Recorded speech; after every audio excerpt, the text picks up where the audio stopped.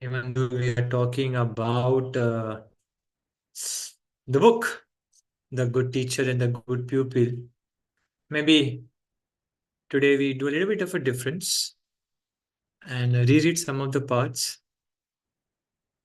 And something is emerging right now for me. So I would like to share a little differently from the book itself. So before we share, Today we do a little bit of a difference. we'll go through again to some part.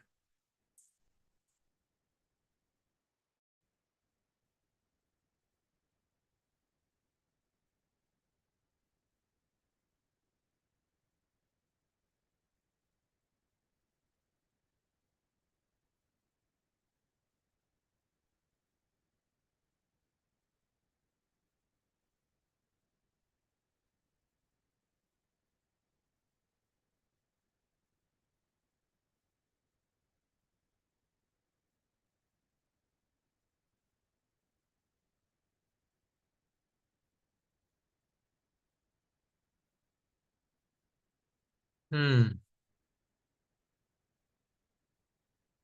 We will read another thing today instead of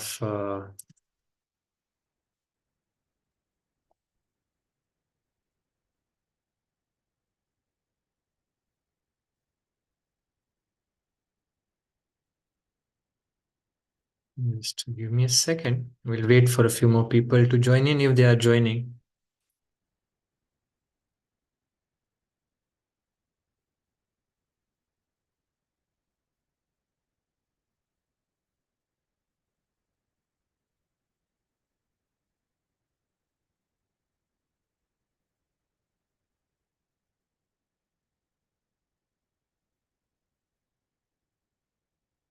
Each time I try to open this website, I forget the name and some simple mistake happens.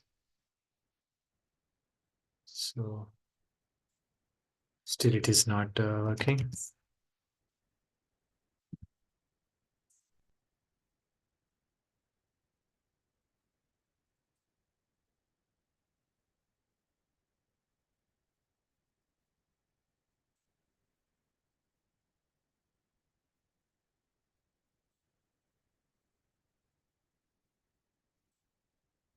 I think now this search should work. Now I got it. So today we are not reading actually the Good Teacher and Good Pupil, even though the name suggests so. We're going to read a little bit about Divine Teacher. And through the process, we would learn something different and important. So before we start reading,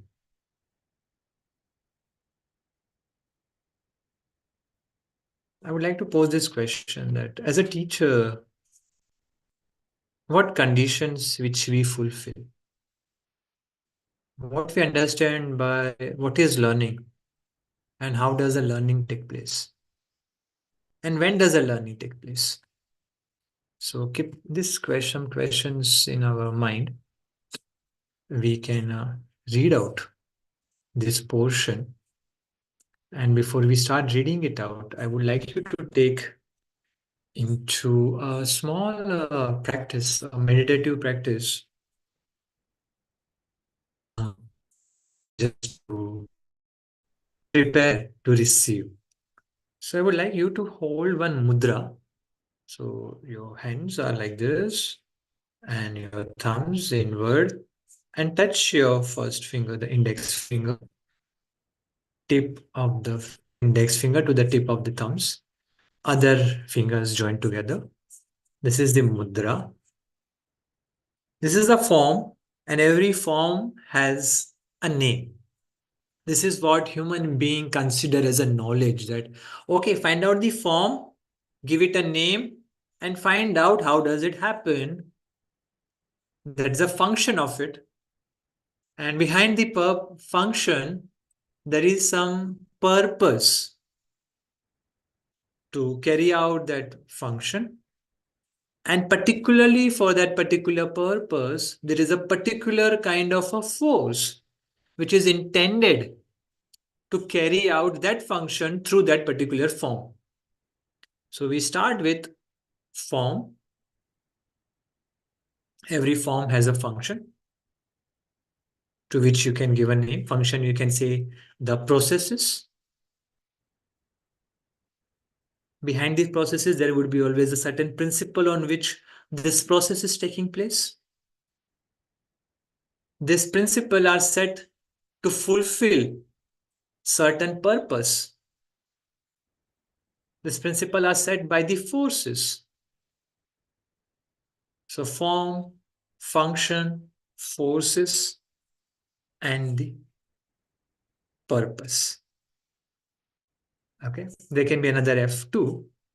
Let's see if it comes. So just hold this mudra when you are listening throughout, and also be aware of this whole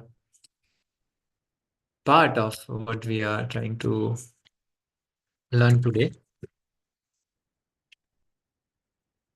If any message comes, any other thought comes to you. I'm trying to bring some more light on my face so that it's more clearly visible. And I see the more farther I bring it there, the face becomes more visible clearly. And that's the surprising part of all this. So let us begin reading a new chapter. And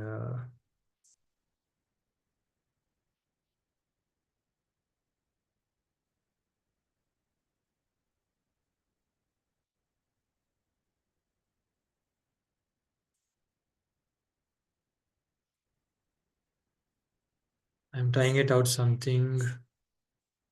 Yeah, okay, this sounds good and cool enough to know yourself.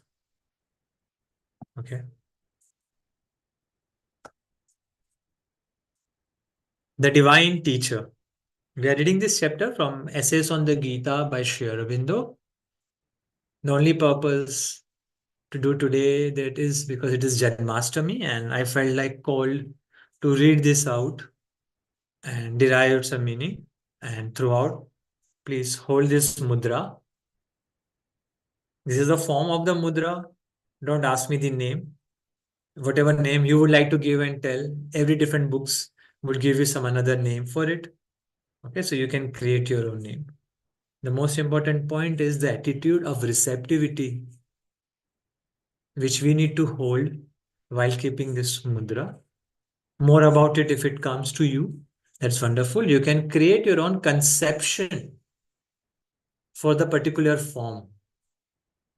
So form has a function, sets on certain principles, and as mind observes that, our senses observes that, can create a various conceptions. Some are true, some are false.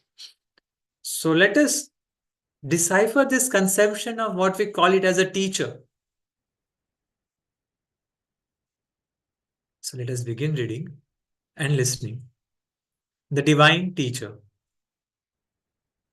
The peculiarity of the Gita among the great religious books of the world is that it does not stand apart as a work by itself. The fruit of the spiritual life of a creative personality like Christ, Muhammad, or Buddha, or of an epoch of pure spiritual searching like the Ved and Upanishads, but is given as an episode in an epic history of nations and their wars and men and their deeds, and arises out of a critical moment in the soul of one of its leading personages, face to face with the crowning action of his life, a work terrible, violent, and sanguinary, at the point when he must either recoil from it altogether or carry it through to its inexorable completion. It matters little whether or no as modern criticism supposes. The Gita is a later composition inserted into the mass of the Mahabharata by its author in order to invest its teaching with the authority and popularity of the great national epic. There seem to me to be strong grounds against this supposition, for which, besides the evidence, extrinsic or internal, is in the last degree scanty and insufficient.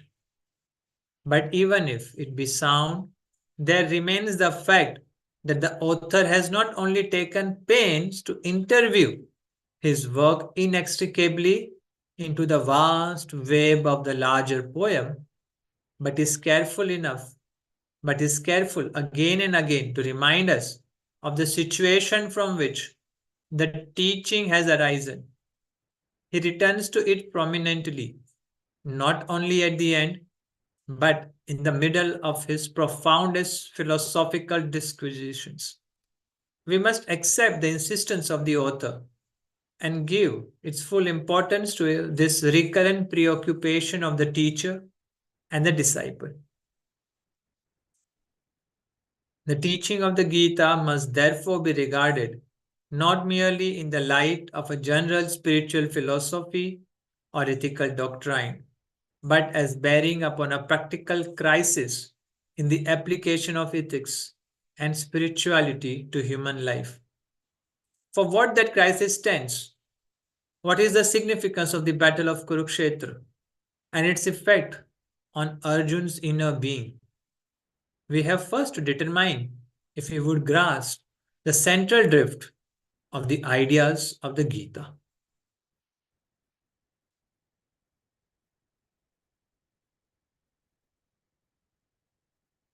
Very obviously, a great body of the profoundest teaching cannot be built round an ordinary occurrence, which has no gulfs of deep suggestion and hazardous difficulty behind its superficial and outward aspects, and can be governed well enough by the ordinary everyday standards of thought and action.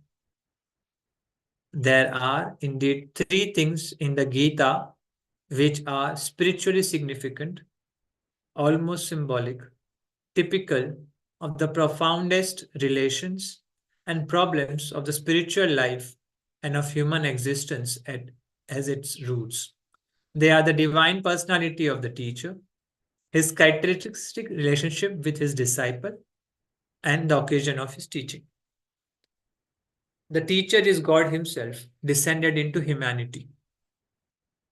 The disciple is the first, as we might say in modern language, the representative man of his age, closet friend, and chosen instrument of the avatar, his protagonist in an immense work and struggle, the secret purpose of which is unknown to the actors in it, known only to the incarnate Godhead who guides it all from behind the veil of his unfathomable mind of knowledge.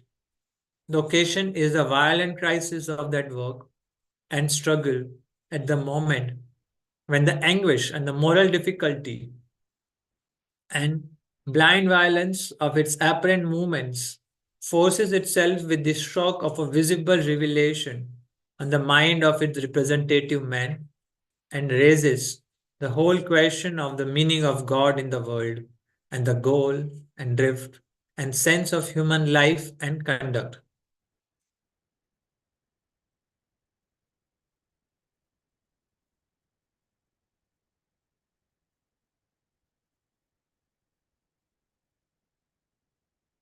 From here, we go back to the, sorry, yeah.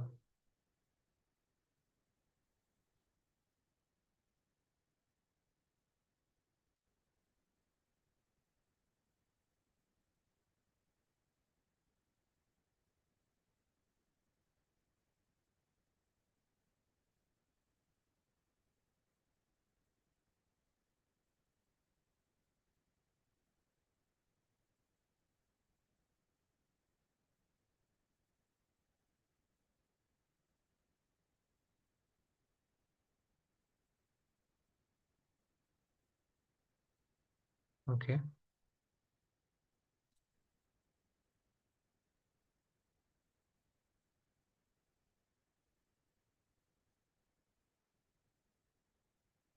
This is another portion from the next chapter. Certain things might not make any sense, but continue, persevere. More than putting an effort,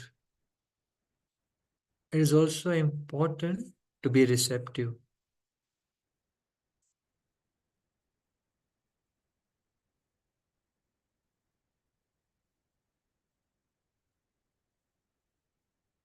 In the current crisis of the world, we need a change and a transformation. A greater synthesis awaits us rather than dividing into various segments and parts. We require a synthesis. It is something like a process of transformation from a milk to the butter. Once milk gets into the curd, converts into the curd, then you churn, and you churn. That churning is happening right now in the world. And at this point, in this churning, we will find ourselves sitting opposite to many of our dear ones, sitting opposite to ourself itself. So, as a pragmatic man, what we'll see, and at our sensorial level, at our cellular level, there is a need to change. Just changing our mind is not sufficient. Keeping our mind calm is not sufficient. Keeping our senses, every cell's calm and composed and peaceful is the need of an hour.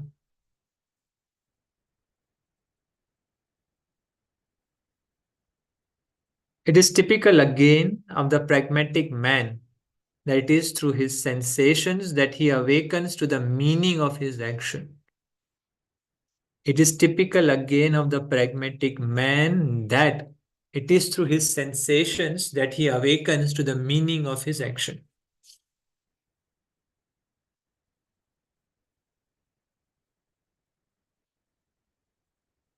Just this one sentence. We're not going to read further. We'll go back to the page, 2 or 3 paragraphs from the chapter which we were supposed to read today. It is typical again of the pragmatic man that it is through his sensations that he awakens to the meaning of his action. Just keep this.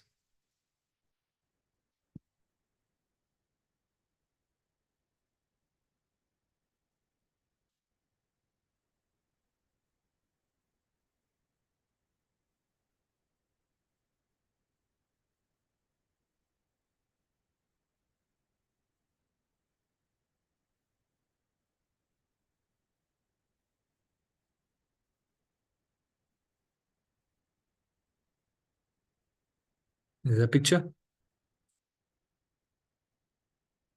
of Plato discoursing with student. Plato is a student of Socrates, who has written a lot.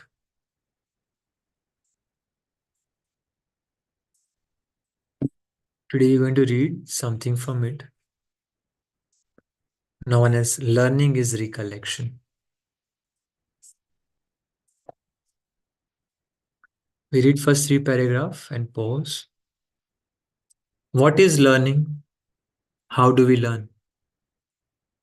This and allied questions are central in determining the roles of the teacher and the pupil. There is a view that learning is affected by a stimulus response process and that learning manifests in modified behavior. According to this view, the rudimentary power of responding to a stimulus is an innate reflex in the pupil, which can be conditioned by a various series of stimuli, either natural or designed. This view is intimately associated with the theory that the mind in its original state is a tabula rasa, a blank slate, over which sensations can inscribe images, producing perceptions and ideas. According to this theory, all ideas are rooted in sensations, and all mental ideas or mental knowledge can be traced back to sensations. In other words, sense perception is the basic brick and mortar that builds up the superstructure of knowledge.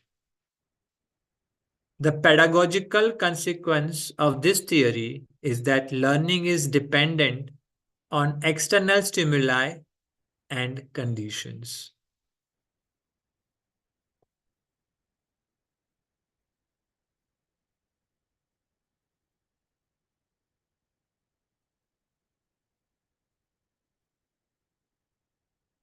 This is very much prevalent by a lot of external stimuli to this all entertainment business and making learning more and more interesting. And also, thanks to the advancement in terms of technology and all, which can create sensorial hook, makes you an addict, whether it's a food or entertainment or recreation or any other such things. Highly and hugely depends on this worldview, which is more prevalent. Let us see further. There is an opposite theory which holds that although sense perception may serve as a starting point, the process of ideation is not inevitably dependent on sense perception. According to this theory, mind, or rather reason, consists of a cluster of innate ideas of which we can become aware either directly or by the stimulation of sensations. Human knowledge consists of ideas, and all these ideas can be traced back to certain fundamental innate ideas. The pedagogical consequence of this theory is that even when the learning process is initiated by external stimuli, genuine learning consists of understanding based on the operation of those innate ideas. In other words, learning is a gradual process of self awareness depending centrally on what is within ourselves in the form of inborn or innate ideas, or on what can be held within ourselves with the support of the inborn or innate idea. The practical application of this view in the teaching learning process would require of a teacher a great restraint in imposing external stimuli upon the learner and would oblige him to look upon himself not so much as a provider of knowledge but as a helper and a guide in the pupil's process of discovering what is within himself and of drawing out his latent potentialities. Teacher, not there as a provider of a knowledge, but not as an instructor, but as an helper and a guide.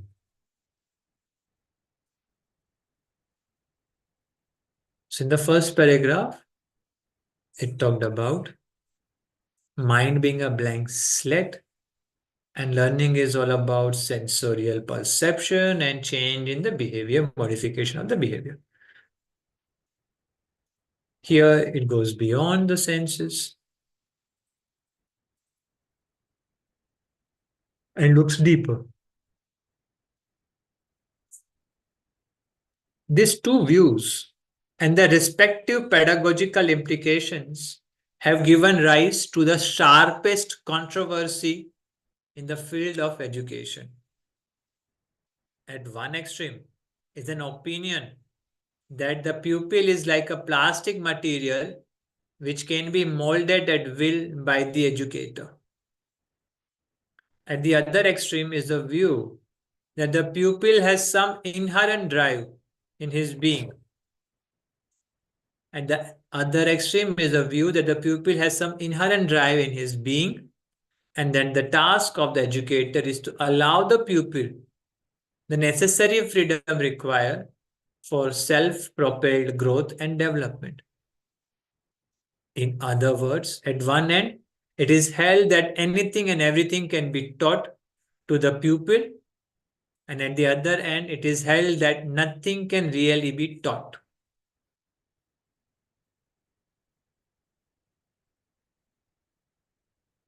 There's interesting Zakir Hussein's small video clip that it is up to learner to learn to receive certain things. Very interesting video. We'll share, which is mostly talking about the second part more.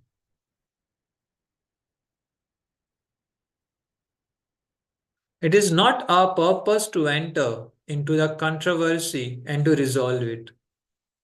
Probably the solution lies in a harmonious blending of the two opposite theories. And this would require a good deal of experimental work and unbiased research into the possibilities of the extension of our psychological experience.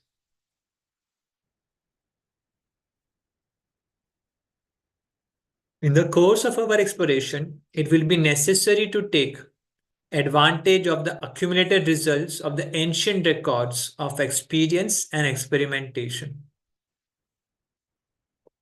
The Indian system of yoga, for example, has been looked upon as a systematic study of experimental or practical psychology, and the ancient yogic knowledge is being revived today in the interest of advancing knowledge.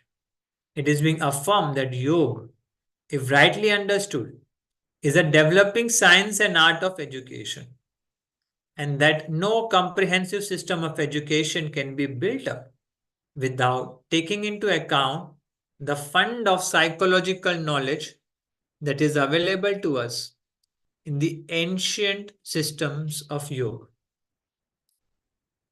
In the same way, we should be scrupulous in examining some of those theories of psychology and education which were developed in the past in the West. Socrates and Plato should receive our utmost attention. It is for this reason that we have selected here an extremely instructive passage from Plato's dialogue Meno, which expounds the startling view that learning is recollection.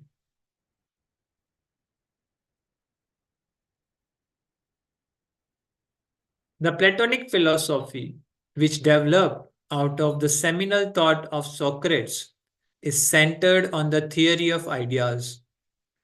According to Plato, ideas have an Plato sculpture of his. The ideas has an objective reality which manifests in a limited way in a world of matter. The objects of the physical world are only partially real, since sense perception is limited to the objects of the world, says Plato. It cannot seize upon ideas. Yet these ideas really exist and alone are the right objects of knowledge. We can have opinions about the objects of the physical world, but no knowledge. For Plato argues, only that can be known which really exists. But if sense perception cannot give us knowledge, by what faculty can we really know? Plato's answer is that we can know by the operation of reason, which is itself a cluster of unchangeable ideas.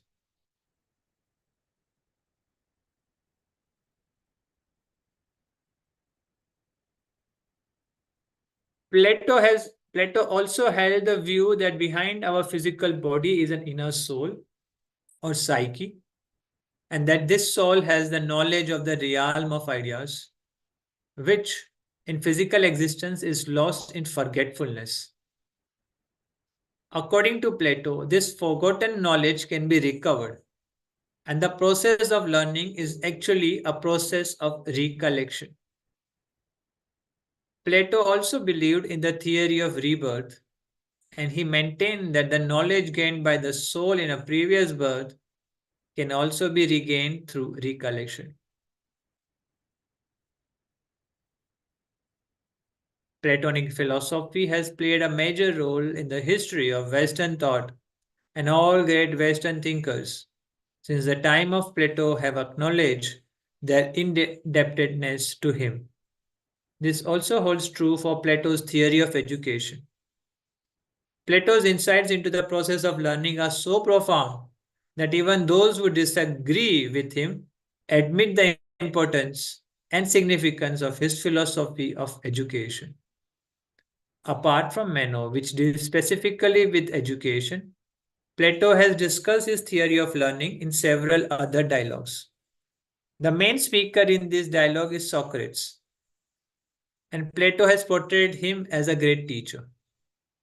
Socrates often discusses questions such as what is a teacher? What is a philosopher? What is knowledge? What is virtue? Is virtue knowledge? Can virtue and knowledge be taught? The very method that Socrates employs in tackling such questions provides a luminous insight into how a good teacher should go about his business. We find Socrates in constant search of definitions, in search of the essential meaning of things. He is prepared to discuss a question from all points of view. He examines every possible argument as well as every possible objection against it. He leads each participant in the dialogue from stage to stage through a process of gradual clarification. And the conclusions emerge inevitably as all the threads of the discussions are brought together into a larger synthesis, presenting a thesis, confronting it with an antithesis, and arriving at a synthesis. This, in fact, is the heart of the Socratic method.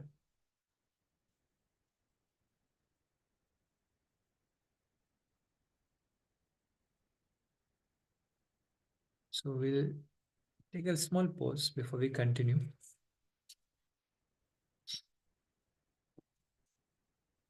Yeah. Meno begins with a discussion between Socrates and Meno on whether virtue can be taught. Socrates points out that he certainly cannot teach virtue, for he does not know what it is. When Meno then confidently offers a long list of virtuous qualities such as justice and temperance, Socrates dryly remarks that Meno has simply made a singular into a plural, as one does when he drops something and breaks it. The real question, Socrates says, is to discover the one essential element that makes all virtues virtues. But can the essential nature of virtue be known? Socrates says it can. And he bases his argument on a belief that is held. He points out by many inspired people the belief that the soul of man is immortal, and although at one time it comes to an end, at another it is born again and is never finally exterminated. Thus, says Socrates, if we try hard enough, we can recollect what our souls knew in former lives. He illustrated this by making one of Meno's slaves, a completely uneducated lad, reason out facts about squares and triangles by himself. He is able to do this, Socrates says, because the truths his soul knew before birth still exist in it and can be recalled. The last part of the dialogue is devoted to a further discussion on the nature of virtue. And Socrates concludes that if ever there were a man who, in addition to being virtuous, knew what virtue was and could teach it, he would be among men like a reality among fleeting shades. In the pages that follow, we present that portion of the dialogue where Socrates puts questions to Meno's slave and demonstrates that learning is recollection. Socrates questions the boy in such a way that he is held to recollect what he already knew but was unaware of. This conversation is a brief but effective example of the Socratic method and an instructive exposition of the theory that learning is recollection. What is of special interest to us here is not the metaphysical theory of the soul and rebirth, but Socrates' actual teaching method, which seems useful and worthy of emulation, irrespective of any metaphysical assumptions. So, requesting all of you to read the next passages about this is a dialogue and conversations between Meno, Socrates, and that young boy. Okay. So we read a little bit of it, but I suggest all of you to go ahead and then I would share something which is coming to me. Meno. Meno, I see Socrates. But what do you mean when you say that we don't learn anything, but that what we call learning is recollection? Can you teach me that it is so? Socrates, I have just said that you are a rascal. And now you ask me if I can teach you. When I say there is no such thing as a teaching, only recollection. Evidently, you want to catch me contradicting myself straight away. Meno. No, honestly, Socrates. I wasn't thinking of that. It was just habit. If you can in any way make clear to me that what you say is true, please do. It isn't an easy thing, but still I should like to do what I can since you ask me. I see you have a large number of retainers here. Call one of them. Anyone you like. I will use him to demonstrate it to you. So then the conversation continues. And here there are so many interesting part and thoughts which are coming up to talk about. As you see behind, there is this word mm, choices and consequences. Right. So in the conversation, what happens is the answers and the consequences. So you're talking about the virtues. The conversation starts with the virtues and why Socrates says that whole learning is recollection. You cannot teach. And before that, we read the two first paragraph as an introduction where there are two extreme worldviews about learning that, about the stimuli response and sensorial perceptions and the molding of it vis-a-vis. There's already the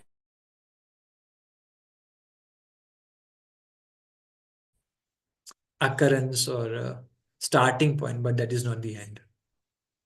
And here, a kind of way to merge and to synthesize these two extreme points. It would happen very differently, not in a Socratic method, where you put a thesis, you put an antithesis, and you see argue from each and every angle, and then try to synthesize and develop something new. That's a method, a very potent method to be used. in the education term and leading the dialogue. So to do that, to understand the Socratic's way of instructions and the method, please do read the remaining pages of the passage which has brought here. So idea is all about the virtues in our also known as the values like justice, transparency, honesty, kindness, so on. There are higher virtues, lower virtues. And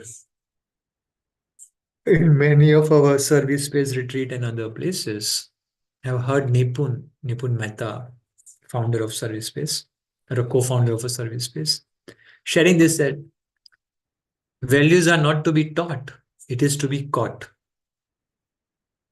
You can't judge values, someone's perseverance and someone's honesty. That's something totally wrong. Like you can't give a mark on that, right? And these values are caught. How do you caught it? I mean, somewhere you knew about it. Then only you know that this is something to be taken, right? External thing, a book, someone's word, someone's action can touch and create that trigger for your recollection. This is the one point of it. And now this needs to be merged with something where we call about, which happened with Menno also here. If you read this part, no, honestly, Socrates, I wasn't thinking of that. It was just habit. So out of habit, we are doing so many things. A lot of our skills depends upon it. Even just holding the pen. Might not able to see the pen. Now you're able to see the pen. I hope so. Right. So if nobody tells me, I am dependent totally on my recollection of holding, I would be gone. Or what about 1.5-year-old child, 2.5-year-old child operating a mobile phone and knows what to do, where to press intuitively? It knows, it is able to operate. So is it a totally blank? Or it was some outer stimulus which helped to learn? How did the child learn? What in fact is a learning? And what does this learning do? So much profound questions one can keep on asking and finding the answers through these books. So when it comes in terms of the habit, you are conditioned to work in a particular way. As the earth continues to evolve from the matter to the plant to the animal kingdom, as a human being, we have all of that somewhere or other in a some form within us because we are part of that whole system. We are not an alien being. So some part of an animal still lives inside us. We react, we emote in that sense. And when this case of a habit and part of a training comes, it is something to be taught.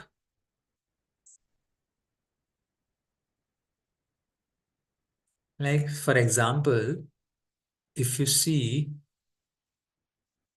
a snake in front of you, what you will do? You would freeze over there.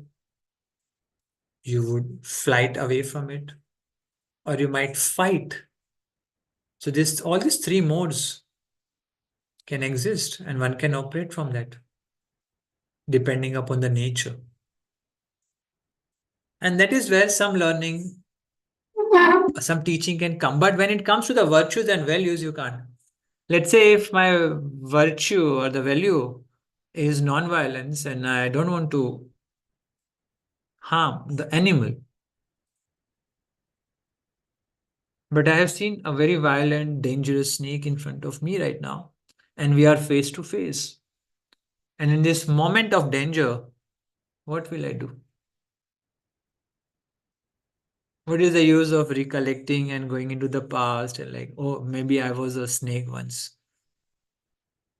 Or the air which I breathe, the snake is also breathing that same air. How is that possible? It is possible. Of course, we are doing all the time that.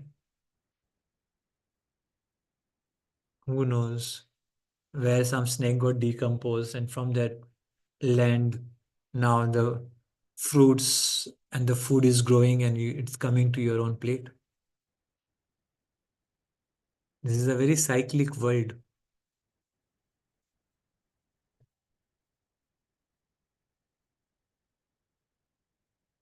So again, take a pause, ponder about it. What is teaching? How does it happen? Who is the learner?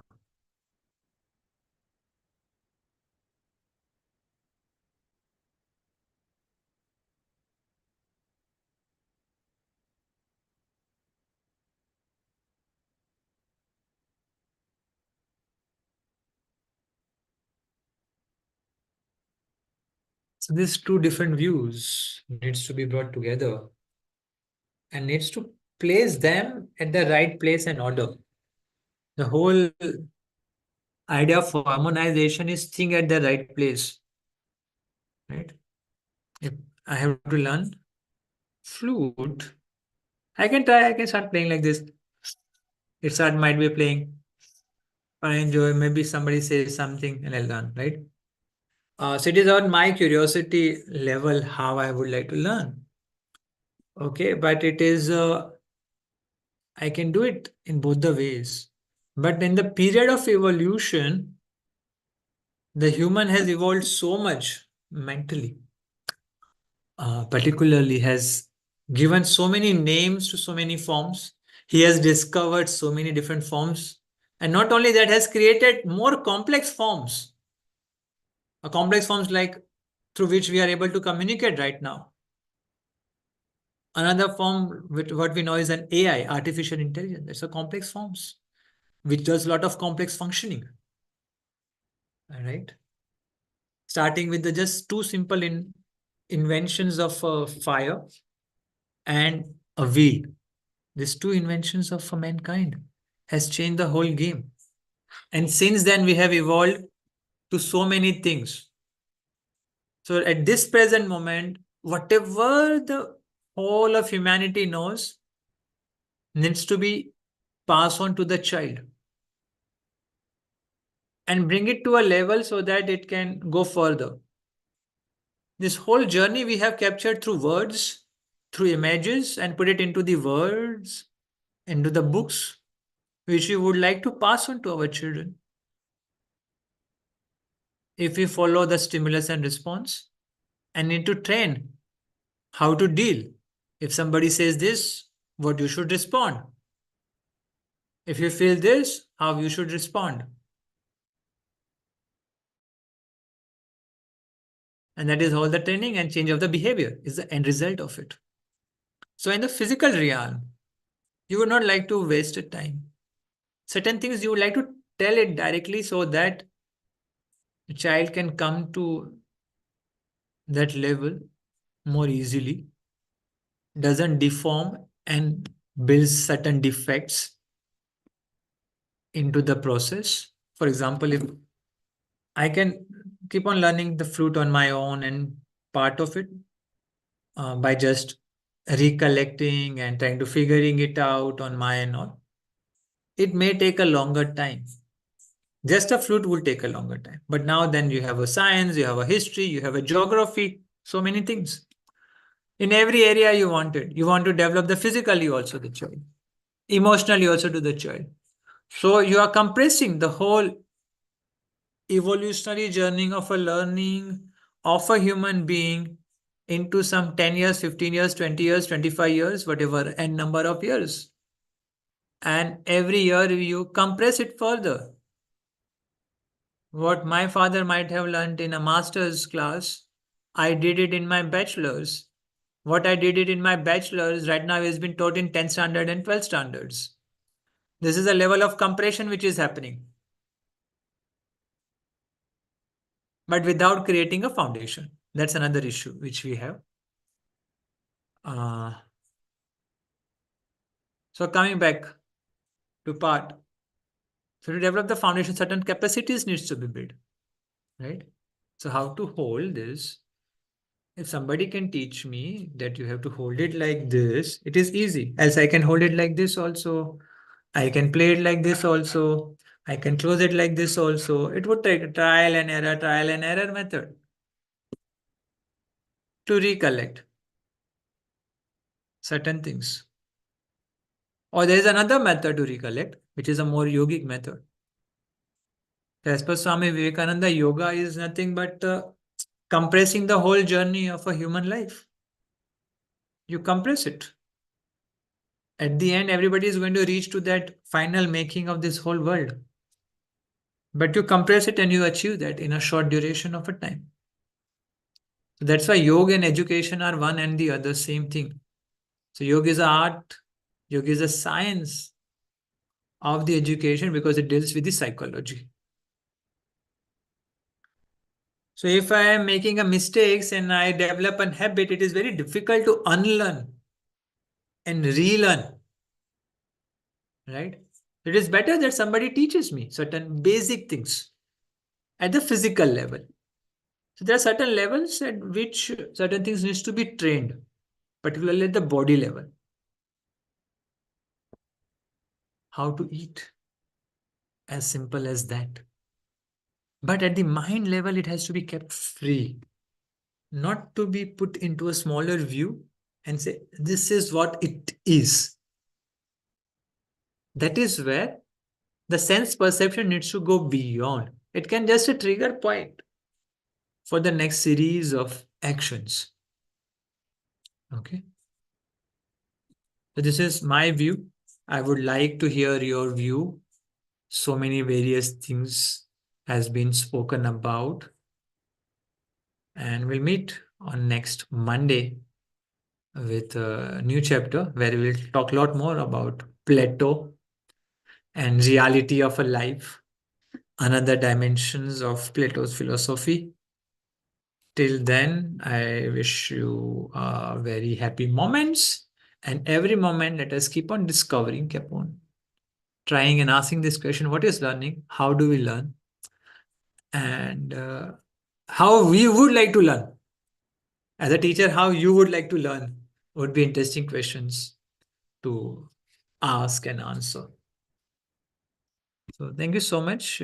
Closing it 5 minutes early so that we continue something else. Thank you. Bye bye. Namaste.